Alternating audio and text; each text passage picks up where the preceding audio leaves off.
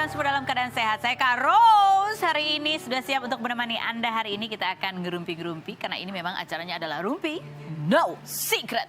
Mwah. Oke, baiklah. Kita ke pojokan dulu ya untuk membahas berita-berita yang hot, baik yang datang dari dunia nyata maupun dari dunia maya.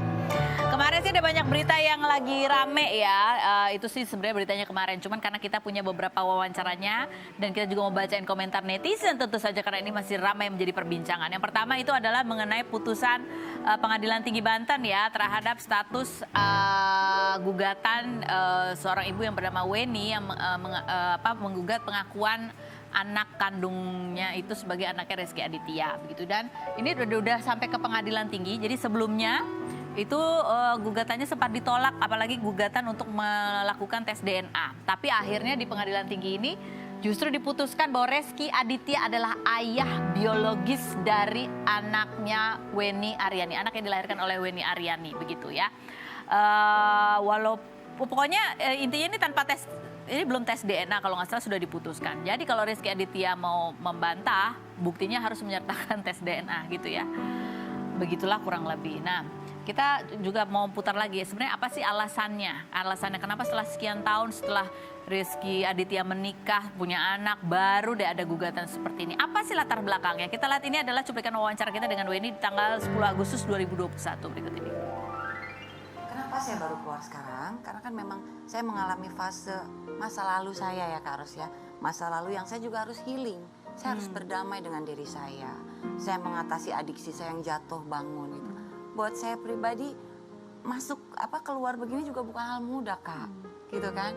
Malu pendapat orang, cerita masa lalu kebongkar, ataupun yang harus saya pertanggungjawabkan kepada anak, saya nggak gampang gitu. Saya pengecut dulu, cuma sekarang belajar, sangat belajar bahwa anak berhak mengetahui status kedua orang tuanya. Itu yang jadi pegangan saya. Saya punya tanggung jawab Kak Ros sebagai ibu kan. Dia ngomong, "Mam, ayo mama, gak apa-apa kok, aku temenin," katanya. Kenapa? Supaya nanti Rezky Adityanya ikut ngomong katanya. Kan kesian ya, anak sekecil itu sudah bisa berpikir sejauh itu. Karena kan peristiwa ini didiemin terus kan, tidak ada respon. Respon dalam arti mau disangkal atau mau diiyakan atau tidak. Itu cukup sebenarnya buat saya. Lo sangkal silahkan, tapi kalau pun akui, ayo kita duduk bareng. Gitu ya. Dan setelah pasca putusan itu kita ngintip-ngintip dong postingannya Rezky Aditya ada apa sih gitu ya, sama postingannya Citra Kirana gitu. Ini postingannya ini, terus captionnya ini ada video sih sebenarnya, video ya. Nah captionnya itu adalah I'm always with you ya kalau nggak salah ya. I'm with you gitu. Yeah. Terus gimana? Maksudnya dari putusan ini terus gimana? Mau diterima aja? Kalaupun diterima ya itu tadi. Ini kan masalahnya bukan masalah gimana-gimana ya. Ada seorang anak gitu yang membutuhkan kepastian. Bapaknya yang mana, ibunya yang mana. Gitu. Kita lihat komentar netizen coba. Bunyinya adalah, duh malunya yang dari awal nggak mau ngaku katanya gitu. Lanjut berikutnya. Congrats nama baby lagi. Yang berikutnya ada lagi. Uks. Untuk menepis semua berita langsung bikin postingan mesra. Emang harus gitu ya? Semoga kuat menghadapi ujian yang maha berat. Lagi berikutnya, jangan lupa nafkahin juga anak Weni. Ya, pakai. Ada lagi? Aslinya pasti sesak tuh istrinya, menutupi aja gitu. Ya gimana ya? Orang dewasa itu kadang-kadang tidak mesti adalah orang dewasa, orang yang berperilaku dewasa. Kayaknya kalau menurut aku ini kan ada anak ya udah sih mau diakuin walaupun mungkin nggak bisa menafkahi, tetapi anak berhak tahu siapa bapaknya, siapa ibunya gitu, dan tanggung jawab orang tua itu kan ke atas gitu. Lanjut berikutnya, yang lagi ramai juga kemarin adalah penangkapan Gary Iskak karena ada dugaan gitu ya penyalahgunaan narkotika jenis sabu itu pada hari Senin malam di Bandung. Kalau lihat postingan Instagramnya sih waktu itu emang dia lagi ada acara motor-motoran gitu kalau nggak salah di Bandung juga memang ya. Nah kemarin pada saat ada kabar penangkapan itu istrinya sempat posting ya, Istrinya sempat posting, bunyinya pokoknya ini bunyinya adalah attention, please give us more time ya untuk privacy. I know, he's okay, dia bilang gitu, terjebak dia captionnya gini, terjebak dalam situasi yang tidak diinginkan dan tidak tahu menau. So please untuk teman-teman netizen, all media, kasih kami waktu untuk semua, don't judge apapun sebelum kalian tahu kebenarannya. Allah bersama kami and with you all, doakan ya katanya gitu. Kalau dari postingan ini sih mungkin masih belum pasti ya, mungkin digerebek apa itu barang buktinya punya siapa, hasil tes urinnya bagaimana, itu belum ada ya, keterangan resminya belum ada ya. Belum, jadi masih beritanya baru diamankan karena dugaan penyalahgunaan narkoba. Geriska sendiri pernah ditangkap di tahun 2007 karena narkoba juga. Habis itu juga ini pokoknya sebenarnya update terakhirnya tuh Geriska sudah mulai mengisahkan bahwa dia memperbaiki kehidupannya, begitu ibadahnya, dan juga baru sembuhkan dari penyakit sirosis hati gitu ya. Coba ini ada video detik-detik penangkapannya yang beredar di media, kita lihat yang berikut. Kalaupun ia salah tempat gitu ya, salah waktu, memang ini menjadi pelajaran buat kita semua ya. Kalau lihat teman-teman kita tuh yang model kayak begituan, pergi yang jauh, pergi nggak usah ngumpul ya, nggak usah nggak enakan, mendingan pergi ke mall aja, kita ke restoran makan-makan. Komentar netizen kita baca bunyinya, siapa yang ngasih tahu Pak Polisi, hayo katanya. Yang berikutnya, nah ini baru pakai hashtag stopnya Bu. Ini tadinya hashtagnya dipakai buat sesar ya. Padahal sesarnya emang begitu, dia penuh energi ya kan. Lanjut berikutnya, istrinya sabar banget katanya. Iyalah, namanya suami istri kan harus saling mendukung ya. Padahal habis sakit ya, kalau nggak salah pernah dirawat nggak nyangka gitu. Oh iyanya biasa nggak pakai HE. Oke lanjut, berikutnya ada lagi. Padahal enakan gadoin gula dicampur donat kentang. Aku jadi lapar ya. Oke baiklah, sekarang kita menuju ke bintang tamu kita yang pertama. Ini adalah bintang tamu yang pulangnya bareng ya. Kita tim Rumpi itu ke Turki kemarin, rencananya sebenarnya pengen melihat seperti apa sih kehidupan Mbak Rohimah di Turki bersama suami barunya. Ternyata pada saat menjelang perjalanan kita ke sana, kita mendapat kabar bahwa Mbak Rohimah itu sedang ada masalah. Bahkan dia berharap bisa segera pulang kembali ke Indonesia. Sampai kita tuh gimana cara ketemu Mbak Rohimah, gimana caranya bisa Mbak Rohimah itu pulang ke Indonesia. Sampai akhirnya benar-benar kita ikuti perjalanan Mbak Rohimah sampai ketemu anaknya. Dan sekarang kemarin sudah ada tayangannya sedikit, sekarang masih ada kelanjutannya. Jadi sebenarnya Mbak Rohimah sama suaminya yang di Turki itu gimana? Kemarin aku lihat sih masih video callan, ya masih apa kabar, gimana, kamu baik apa nggak? Sekarang kenapa hapus-hapus foto? Udah final apa gimana? Dan kenapa sih Mbak Rohimah ini ada apa sebetulnya? Kita lihat dulu profil Rohimah berikut ini. Rohimah Ali, mantan istri komedian Kiwil berusia 46 tahun yang 24 Februari lalu menikah dengan pria Turki bernama Zeki Iskandar. Secara ta'aruf ini pulang ke Indonesia setelah hampir 4 bulan menikah. Perempuan yang dibiayai operasi dan dirawat oleh suami dan anak sambungnya ini sempat memposting momen pernikahannya di Instagram, namun postingan tersebut kini dihapus.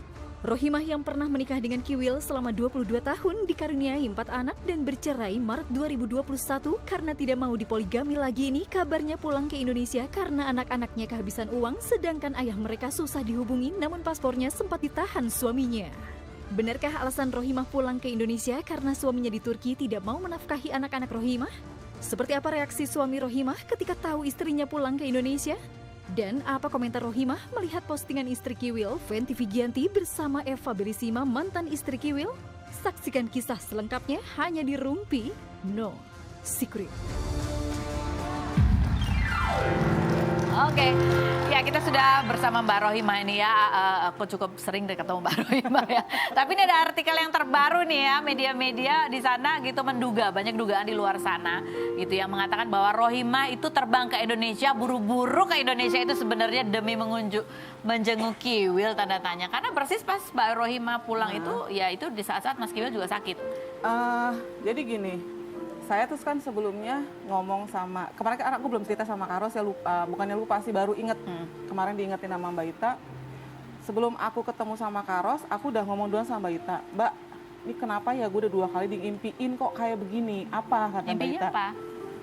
Jadi waktu aku di Ankara itu, aku diimpiin duduk di samping dia duduk di samping aku, Bun perut ayah sakit gitu. Nah terus, oh ya terus gimana? Aku bilang gitu kan, sakit banget kata dia gitu. Ya udah, aku kasih obat udah.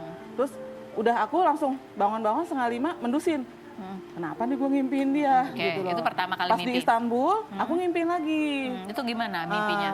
Bun, kok perut ayah masih sakit? Oh, gitu mimpinya. Saya bilang, ya terus gimana? Kamu udah diobatin belum? Saya Oke. bilang gitu. Pada saat itu sudah dengar kabar kalau Mas Kiwil emang belum, beneran sakit? belum. Nah terus pas kita mau pulang itu, barulah anak saya kan si abang nelfon.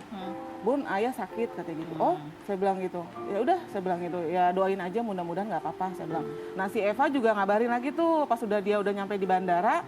Bun, gue dikabarin nih si Bang Kiwil sakit. Barusan si Fenty ngabarin gue nangis-nangis gini nggak punya biaya untuk ke rumah sakit gitu kan. Akhirnya ya gue transfer lah, kata si Eva bilang gitu. Oh ya udahlah Eva, ikhlas aja lah, gitu bilang gitu kan. Doain aja mudah-mudahan sakitnya nggak kenapa-napa. Pas aku nyampe di sini, barulah Mbak Ita bilang, Bun, tuh ngimpi lu jadi kenyataan, kata dia bilang gitu. Soalnya kan Bang Kiwil bilang, saya tuh badan saya kayak ditombak-tombak gitu kan, perut saya sakit gitu. Nah itu Persis nggak apa tahu kayak di mimpi? apa yang diimpiin, apa yang saya impiin. Ini beneran, ini nggak ngarang-ngarang ya Enggak, ceritanya? ini demi Allah. Dan Mbak Ita bilang gitu, Bun, itu lu ngimpinya kayak begitu, ternyata jawabannya seperti itu. Ya udahlah, kita minta serahin aja sama Allah. Tapi kalau dibilang bahwa Mbak Rohimah pulang itu untuk menjenguk Kiwil, Enggak, enggak. enggak banget gitu, enggak banget. Yang utamanya pulang itu adalah Pulang untuk anak-anak. pulang untuk anak-anak. Untuk anak-anak. Dan satu lagi tadi bilang karena ketika tinggal di Turki, Iya, kehidupan anak-anak kehidupan anak-anak miris banget ya. Miris banget. Dan memang dengernya itu saya jadi, ya Allah, saya ninggalin anak-anak kok jadi kayak gini. Padahal gitu tujuannya loh. menikah Tujuannya menikah itu saya pertama kan karena ibadah. Yang kedua untuk membahagiakan anak-anak juga. Yang terutama si Awil karena dia mau lulus SMP kan, biar SMA-nya tuh maksud saya biar di sana. Gitu. Ternyata ya di luar dari ekspektasi saya. itu sebenarnya alasannya. Dan kenapa pulang dia sempat agak susah juga kemarin ya Mbak Rohimah keluar dari Turki itu adalah karena suaminya sempat nggak Tidak kasih izin. mengizinkan. Bahkan nggak ngasih izin keluar rumah ya. Ya, Nah, boro-boro. Jadi Ke bisa tetangga aja nggak dikasih. jadi bisa keluarnya gimana? Keluarnya harus telepon dulu Dijemput orang kedubes dan sama jandarma sama polisi sana, didampingi sama satgas dari kedubes, barulah saya bisa keluar. Itu pun juga dengan muka mimik si Suami. Baba Heeh. yang kaget, dipikirnya ada apa gitu kan, karena memang waktu ditelepon itu jam 11:30, orang kedubes bilang, Mbak kalau bisa jangan gerabak gerubuk, jangan mengundang curiga si suami, karena nanti takutnya kalau suami sudah curiga malah lebih tidak lebih susah untuk keluar. Untuk gitu. keluar. Jadi ini ada strategi juga yang Iya, diterapkan Mbak Rohimah, paspornya sempat ditahan gitu. Sempat diumpetin, Sempat handphone diumpetin. 2 hari sempat diumpetin gitu. Nggak tahu terlalu cinta, nggak tahu gimana sih, nggak ngerti ya. Jadi dia ini udah pengen pulang ketemu anaknya, suaminya ditahan. Itulah sebenarnya yang Iya, terjadi iya. gitu ya. Oke, Kalau sekarang kasar sih nggak ya. kasar nggak ya? Kasar Oke. Kalau kita describe foto nih, tapi aku mau tanya yang berikut ini juga yang terbaru gitu ya. Ini kalau melihat foto ini Mbak Rohimah, apa yang dirasakan sekarang? Kasihan sih Karos. Kasihan, dia sudah mengeluarkan uang banyak buat saya. Dan dia terlalu cinta sebenarnya sih sama saya. Sampai sekarang pun dia masih WA-an juga. Kan kemarin itu dia sempat berapa saya harus transfer per bulan untuk anak kamu. Oh gitu? Itu masih ada. 1-2 bulan lagi saya akan datang ke Indonesia. Kita bicarakan semuanya baik-baik. Kata dia bilang, kemarin.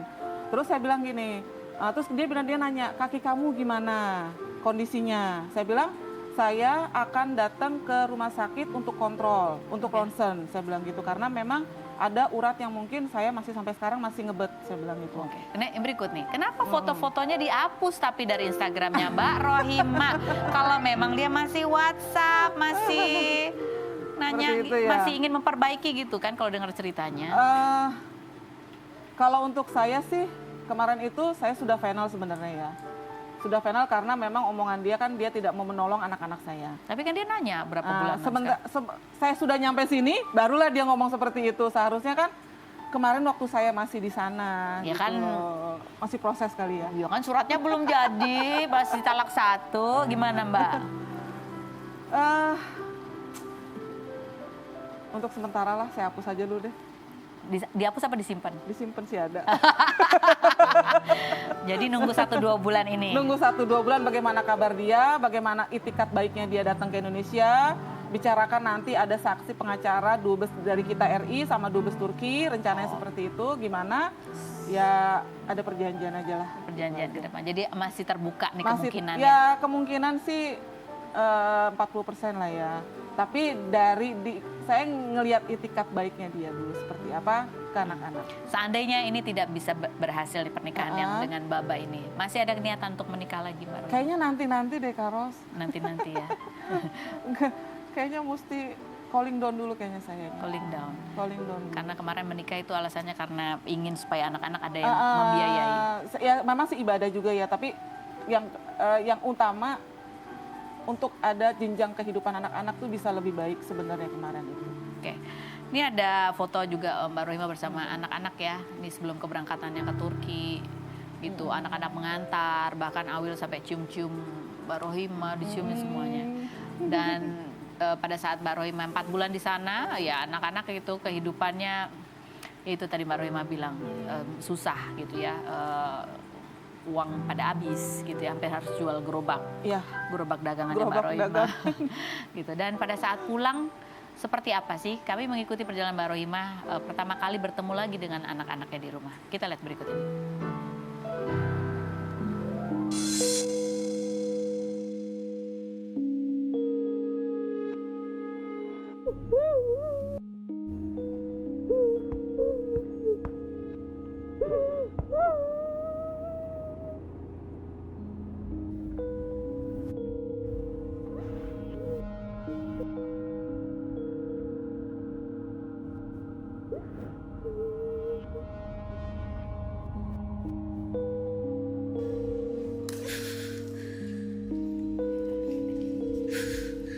Bunda udah ada di rumah, Ade jangan keluar malam lagi. Bunda udah ada di rumah, Ade jangan keluar malam lagi. Gak usah nginep-nginep lagi di rumah temennya Ade. Udah dapat aduan dari guru Ade aja, bundanya udah sedih deh dengernya deh. Kalau gak penting-penting banget jangan keluar malam lagi deh. Bunda khawatir dengan kabar kayak gitu di sana di Turki dengan Ade keluar jam 11, jam 12 malam.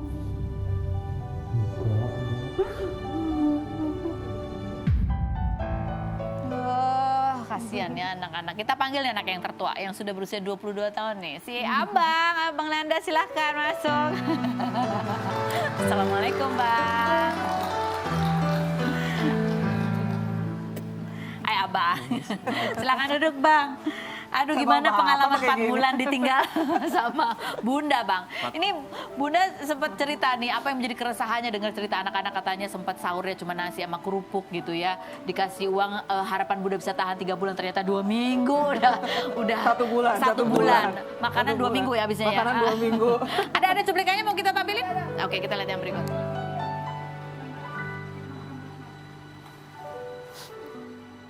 Suami Turki ini ngasih bekal buat anak-anakku 2,5 juta. Akunya nyisai lagi 2,5 juta. Kulkas sudah penuh. Jadi aku tinggalin tuh anak-anak, aku prepare banget Karos. Beneran, aku seorang ibu nggak mau lah ya melantarkan anak. Sampai beras aku penuhin. Walaupun aku beli cuma 15 liter, tapi kan ada ternyata di luar dari ekspektasi kita. Pertengahan, mau akhir bulan Maret uangnya habis. Kata anak-anak uangnya buat ini, buat ini, buat ini, buat ini. Makanan pun 2 minggu habis di kulkas Karos. Abang bisa cerita apa yang terjadi sih sama kalian bertiga itu pada saat Bunda nggak ada? Sebenarnya nggak terjadi apa-apa sih, normal aja. Cuman di 5 juta itu Nanda akhirnya lebih- ternyata kebutuhannya banyak Ya, buat banyak listrik, banget. listrik. Listrik Apa? aja, listrik itu sebulannya bisa 1 juta lebih. 1 juta lebih. Terus Bunda pergi itu kita juga masih punya tunggakan di warung-warung lah, maksudnya. Yaudah kita lebih Bayar dulu tuh. bayar dulu di situ. Terus apa lagi? Terus juga kan belum lagi makan. Sebenarnya waktu itu juga pas minta duit sama Bunda, cuman bilang baik-baik, Bunda ada nggak? Kalau nggak ada ya udah nggak apa-apa. Gitu. Gitu. Tapi kamu nggak menyangka bahwa itu bikin Bunda kepikiran banget. Iya, nggak nyangka sampai situ. Sampai sempat ngomel juga ke Bunda pas Bunda curhat. Kayaknya Bunda harus pulang deh gini. Bunda khawatir sama kalian. Nggak usah, ngapain sih? Oh, Nggak usah gitu. khawatir di sini. Aku bilang full semua di sini, tenang aja, serahin ke Nanda. Serahin ke Nanda. Insya Allah baik-baik aja. Gitu. Tapi katanya masih ada utangan di warung depan juga. Ya udah, alhamdulillah udah lunas. Udah ya. Kamu bisa meyakinkan itu sebenarnya kalau dalam rencana kamu tuh seperti apa, Bang? Dalam rencana aku kan kayak ya udahlah Bunda, inilah fokus di sana aja dulu, nggak usah mikirin yang di sini. Terus kebutuhan di sini gimana? Kebutuhan di sini aku coba nge-call ayah, cuman kan nggak ada balasan dari ayah. Ya sebisa-bisanya aku benar-benar muter otak gimana caranya bisa hidup buat sehari-hari. Ya, gimana akhirnya bisa bertahan 4 bulan itu? Aku nyari kerja, apapun aku kerjain waktu itu. Dapat, ada penghasilan. Ada. Ya freelancer lah. Freelancer, ya tapi kan nggak pasti ya. Iya. Apalagi yang kamu lakukan? Kamu berarti sama kakak ya, mana yang kedua? Ya paling bantu-bantu temen aja sih kalau misalkan ada teman yang pengen dari misalkan kafenya minta ada head barista atau apa, ya udah aku sana. Jadi kalau secara menjalani kehidupan kalian sehari-hari tanpa bunda jauh gitu ya, dan ayah juga jauh, susah dihubungin waktu itu ya. Apa sih yang kamu rasakan paling berat hidup mandiri gitu tanpa kedua orang tua? Sebagai anak tertua, selain berikut ini kita tanya sama Nanda. Jangan kemana-mana, tetap di Ruang Cerita.